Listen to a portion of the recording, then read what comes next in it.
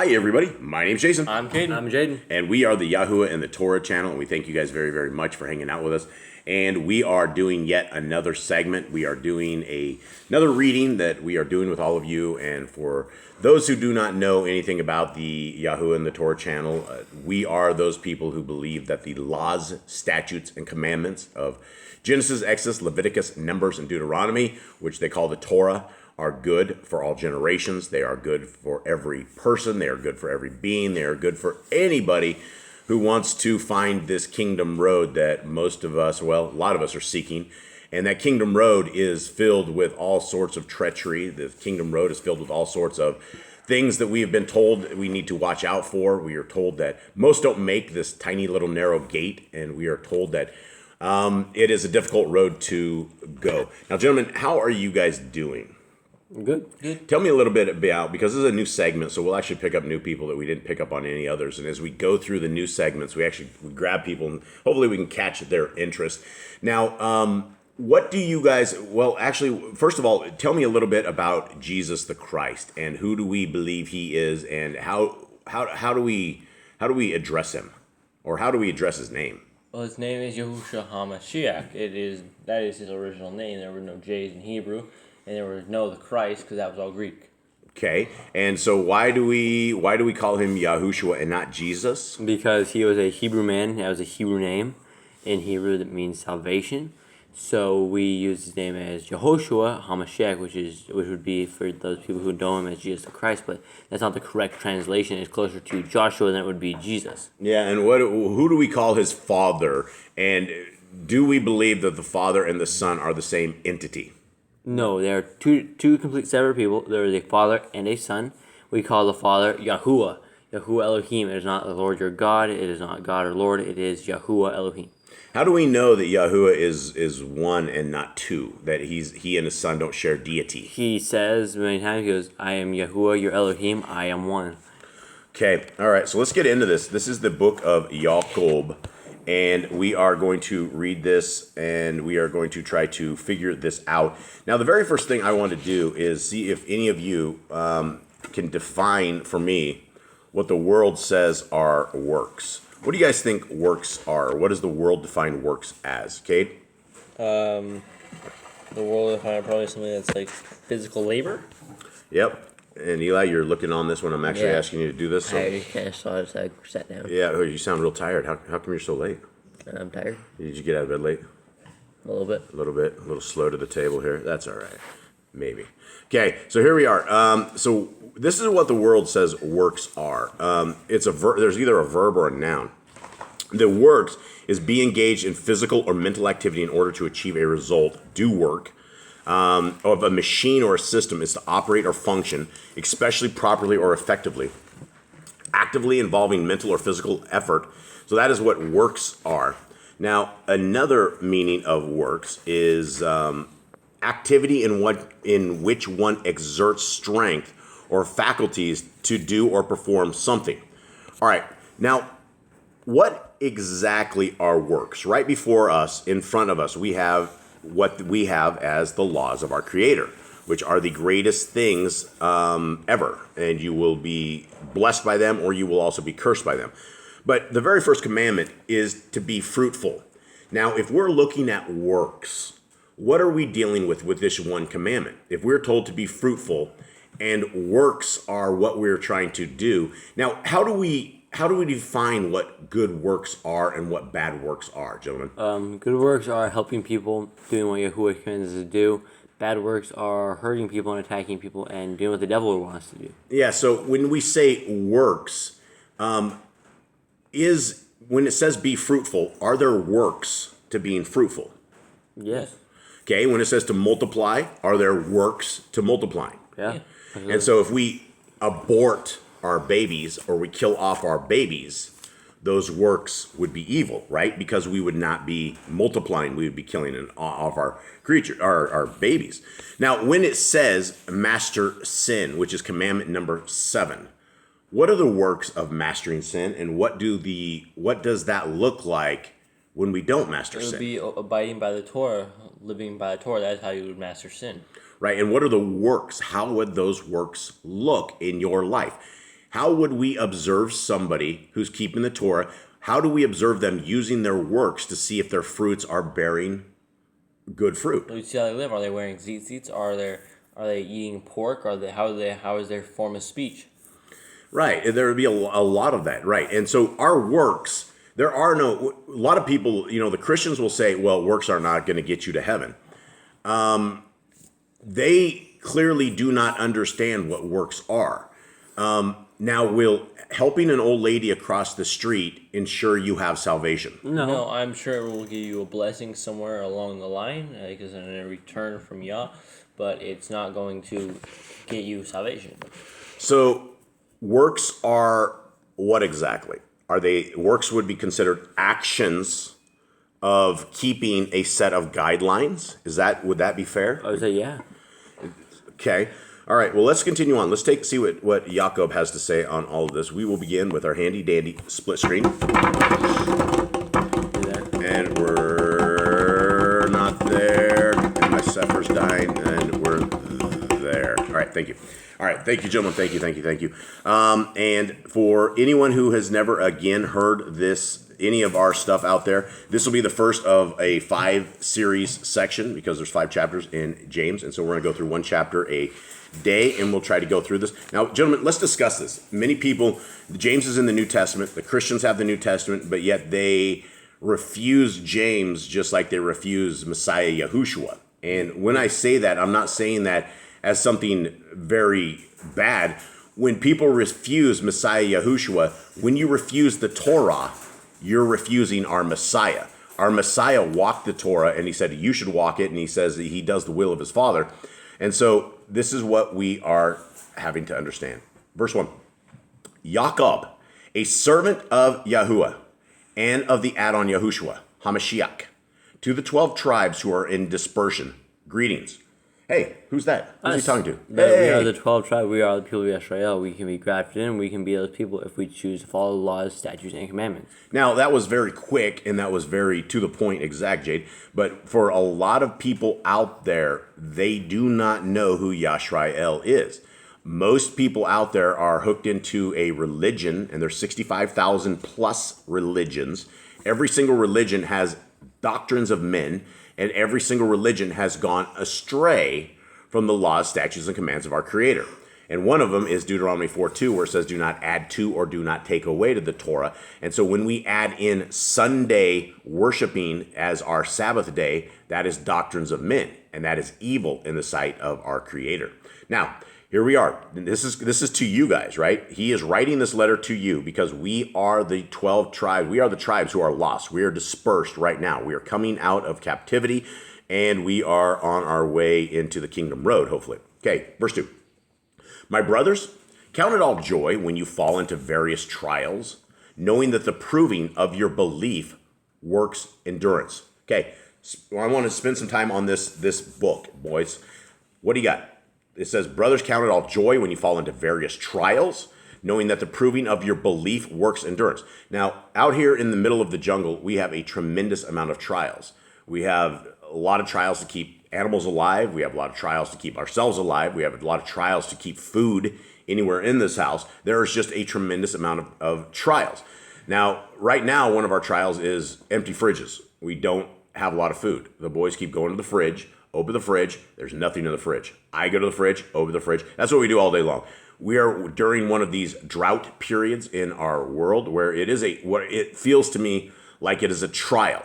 But we have been in these trials before. We have been without food for a while, and it always feels super good at some point whenever the fridge gets full. And so that's one of the trials we are going right now, that as we go through, I'm not saying famine, but as we go through lack of food and lack of things that it takes to keep the family alive, we are falling into trials. And so this is what it is. And so how is it that the proving of your belief works endurance? What does he mean by that? Like the testing of your faith will basically make you stronger.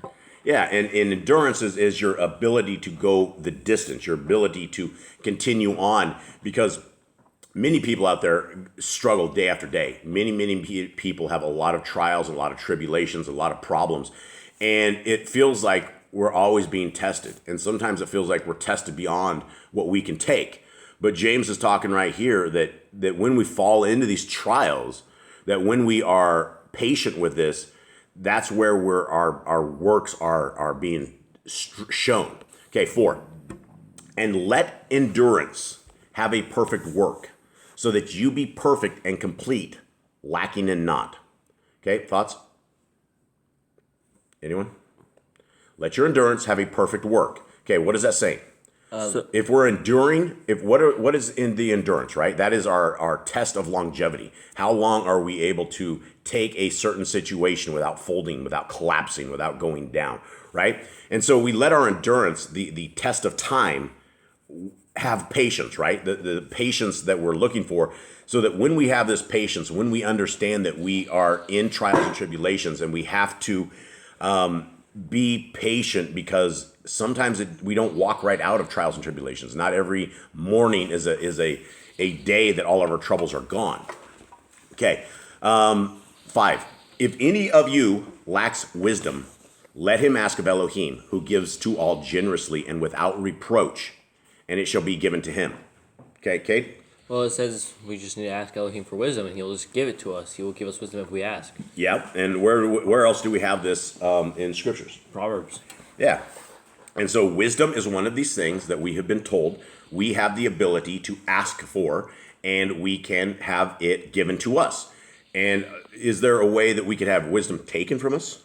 I think so. I think if we weren't following the Torah, if we weren't obeying the laws, he might not be blessed with wisdom. He might be blessed with blindness or something else. Did Solomon stay wise all his years? I feel like he didn't. He went astray. He wasn't wise. That's not wisdom when you're following other Elohim. Yeah, and so wisdom can probably be taken away as well. 6. But he should ask in belief, not doubting.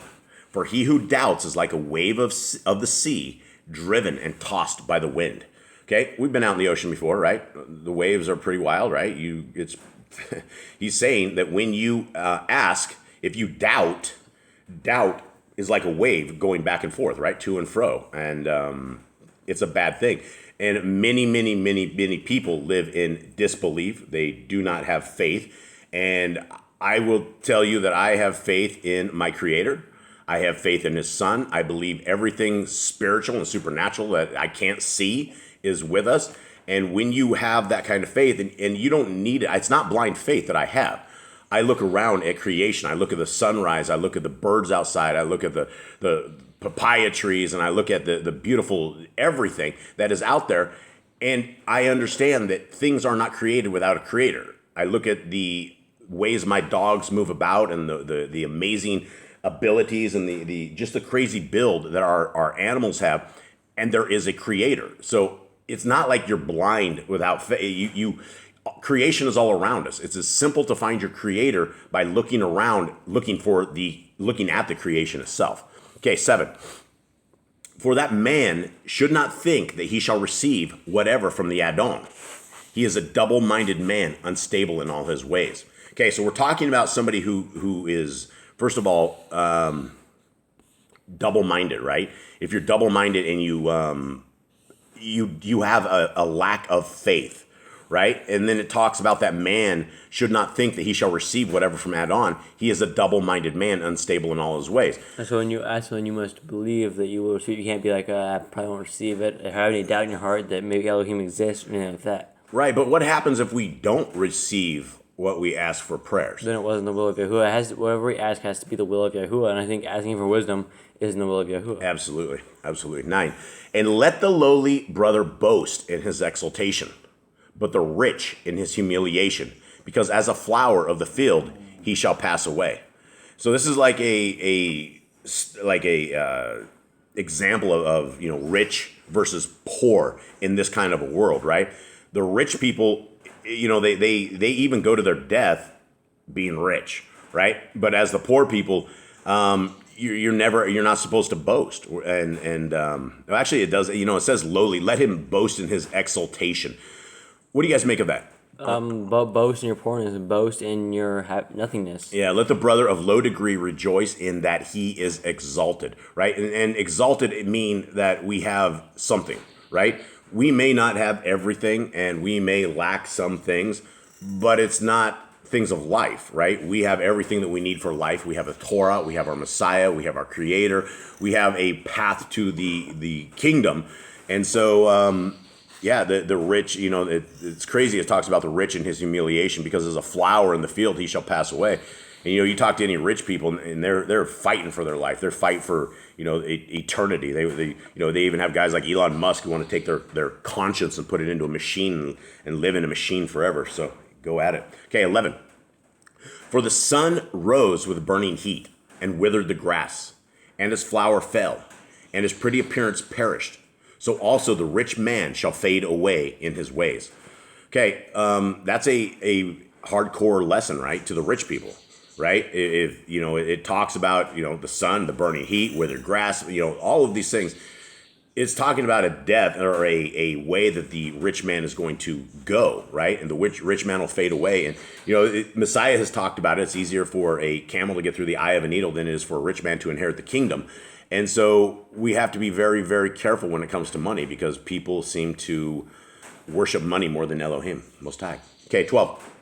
Baruch is the man who endures trial.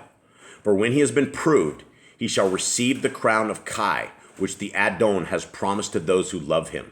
Okay, this is very important, right? What do you guys make of this?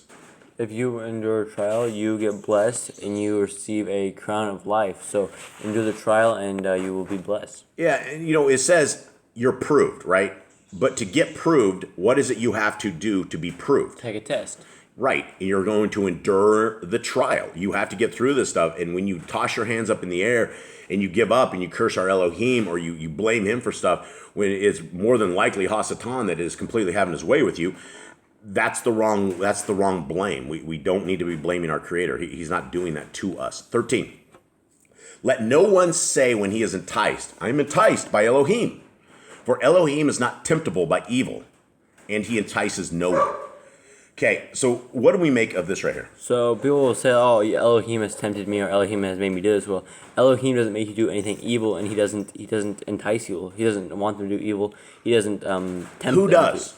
If it's not Elohim, who does? Well, Hasatan. Hasatan. And we know that from the book of Job, right? Where Hasatan came and he basically threw Job under the bus. Okay, 14. But each one is enticed when he is drawn away by his own desires and trapped. Okay, what's it talking about here? Your own desires and trapped. So people, their earthly desires, they get trapped by their own earthly desires. Yeah, what they want, and then they get trapped. How do you get trapped? What does that mean? Trapped by sin, trapped by evil, Yeah, by Hasatan. Yeah, you're not mastering sin. You're getting owned. 15. Then, when desire has conceived, it gives birth to sin. And sin, when it has been accomplished, brings forth death. Okay, let's talk about that real quick. So basically it takes desire. Once you have a desire for something and it's evil, it can go to sin, and then sin leads to death, because sin is death. Yeah, absolutely. And if nothing else, it'll bring forth a spiritual death. 16. Do not go astray, my beloved brothers. Every good gift and every perfect gift is from above, coming down from the Father of lights, with whom there is no change, nor shadow of turning. Having purposed it, he brought us forth by the word of truth, for us to be a kind of first fruits of his creatures. All right, let's talk about that. So how are we a first fruits of his creatures? We are the first. We are his creatures. We can be his first fruits, and then we're supposed to get back to Yahuwah with first fruits. So he's saying we should give ourselves back to Yahuwah as we are the first fruits. Do you think that there is another earth and there's other people? I don't. Somewhere else? I don't think so. You don't think anywhere? If they were first fruits of his creatures, if he had another... I think creatures means all animals, all this stuff. I think humans are like... So we wouldn't be the first fruits if there was there was another creation somewhere else. I don't know. I guess we'd have to see. Anyone have any thoughts on that? Don't think so. Okay. All right. Yeah, things we don't know. We have absolutely no idea. But we do venture off into thought here quite often. 19. So then, my beloved brothers, let every man be swift to hear, slow to speak, slow to wrath, for the wrath of man does not work righteousness of Elohim. Wow. Boys, thoughts? Yep. Well, yeah, you guys don't want to even discuss this, huh? It's good, you know. Let every man be swift to hear. What does that mean? You gotta Quick to hear. Yep. Okay. Slow to speak. That's self-explanatory. And slow to wrath. All self-explanatory. Okay. So how should that look? You should have your fingers over your mouth so you can't talk. You should have like a couple of cups in your ear, and what you hear, you're not supposed to get angry about. How often does that happen in this house A lot. with you guys? Are you A guys lot. are you guys swift to hear and slow to speak and slow to wrath, or is it completely opposite amongst brotherhood? It's probably opposite. It's probably opposite here, and I don't know if anyone else has families out there with kids on that. But this is a thing for every single person in this house, especially me. I might have my fingers pointing at my boys here, but there's always four fingers pointing back to myself as well when I point like that. Okay, for the wrath of man does not work righteousness of Elohim. Therefore, put away all filthiness and overflow of evil, and receive with meekness the implanted word, which is able to save your lives. Okay, what is the overflow of evil, Kate? The filthiness and overflow of evil. That'd be the sin. It'd be doing against the Torah. It'd be going against the Torah. And what is the implanted word? that has to be the word of Yahuwah. Yeah, the implanted word. There's no other word. The word of Yah. And 22. And become doers of the word, and not hearers only, deceiving yourselves. Oh, this says become doers of the word, and not hearers only. So the word is what, Eli? The Torah. Right. And so James says you need to become a doer of the word. What does that doer of the word look like? Who keeps the Torah. Someone who keeps the Torah, someone who follows the laws, someone who is taking the day off on Shabbat, someone who is following the feast days. If you keep Easter, are you a doer of the word? You're doing it in the world. That is paganism. If you keep Thanksgiving, are you a doer of the word? That's not commanded in the words, or no. No. And so we need to become doers of the word. Now, what happens if we do part of the word? What happens if we keep all of our Creator's appointed times, but then we still keep Easter, Christmas, and all the rest of them because our family does as well? That means we're not fully committed to Yahuwah. We are doing things of the world as paganism, and we're also bringing that into Yahuwah. So that's what a lot of people do. They bring it into their things like, well, I believe God, and then they go and do all these things with the world. So would you say that's deceiving yourself? Yes. Okay, yep. And so become doers of the word and not hearers only, deceiving yourselves. Because if anyone is a hearer of the word and not a doer, he is like a man who looks at his natural face in the mirror, for he looks at himself and goes away and immediately forgets what he was like. All right, so here we are. So if you are a hearer of the word and you don't do it, so you know that you're supposed to keep seventh day Sabbath and you don't do it, then it's like a person who's looking at your natural face in the mirror and you forget what you look like. Is that a good thing that you forget what you look like? That's probably a bad thing. I mean, you're looking at yourself in the mirror. Yeah, I mean, how would you don't even remember what you look like, right? So we need to be hearers and doers of the word. So we're not like this guy. 25. But he that looked into the perfect Torah, that of freedom, and continues in it, not becoming a hearer that forgets, but a doer of work, this shall be Baruch in his doing. Now, the Christians will go, you know what? This is it. Looked into that perfect Torah. Then they want that freedom. Then they see it. They take two words right here. Does any of this right here say that the laws, statutes, and commands of our Creator are gone or are on the cross, or we shouldn't be doing them? No. In fact, it's quite opposite, right? It continues on right here. And he says that if you are not becoming a hearer that forgets, but a doer, that one shall be blessed in his doing. This is what James is saying. If you are not keeping the laws, statutes, and commands of our Creator, you are not part of the kingdom. So that's why you want to do that. You want to become part of the kingdom. 26. If anyone among you thinks he is religious and does not bridle his tongue, but deceives his own heart, this one's religion is worthless. Now, I won't toss you guys under the bus here. We'll keep it here with brother love, and I'll pray every day that you guys get better at this and love each other, and do bridle your tongues as well as myself. 27. Cling an undefiled religion before the Elohim and Father is this: to visit orphans and widows in their affliction, to keep oneself unstained from the world. All right. So the final part of this thing right here says that we are supposed to take care of the orphans and widows in their affliction. Why would he wrap this up and say this? Because he would say that because that's what our mission was, right? Was to go to the broken. That's where the people need the most saved, is the people that are broken.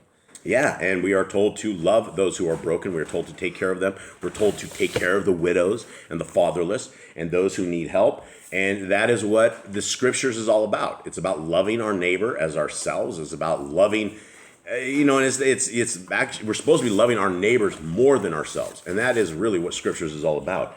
And that is a hard thing in this world where we have waxed completely cold. All right, gentlemen, I think that's about it. You guys got anything else? Anything on James? Any kind of wisdom? Anything? Nope. Tonight is Sirach. Yep, tonight is live Sirach. We will be doing the Ecclesiasticus.